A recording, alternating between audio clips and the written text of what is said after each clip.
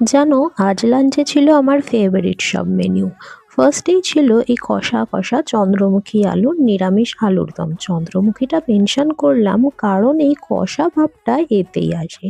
যদি আলু দিয়ে রান্না করলে একটু ঝোল ঝোল হতো, যেটা আমার একদম পছন্দ নয়। এরপর এলো এই মেটে চচ্চড়ি। এ তো পুরো শো স্টপার। এরম যদি টিফিন পাওয়া যায় তাহলে আর কার বাইরের খাবার কিনে খেতে ইচ্ছা করে বলো তো? আমার তো একদম করে না, কিন্তু বলে না জ্ঞান পাপী, আমি হলাম সেই। কোনো দিন হয় না জানো, আজই আমার বাড়ি ফেরার সময় দমকা খিদে পেয়েছিল। খিদে পেলে আবার আমি একদম সহ্য করতে পারি না। তাই টোটো থেকে নেমে সামনে মিয়া আমর পেয়ে খেয়েছিলাম এই চিকেন অলিভ সাবটা। বেশ ভালো ছিল, ভেতরে চিকেন স্টিকটা সত্যি খুব ভালো ছিল, আর ব্রেডটা ছিল নরম তুলতুলে, সাথে মেও আর চিলি ফ্লেক্স দিয়ে একটা লেয়ার মতো করা। বেশ ভালো লাগলো। তোমরাও ট্রাই করে জানিও তো তোমাদের কেমন লাগে।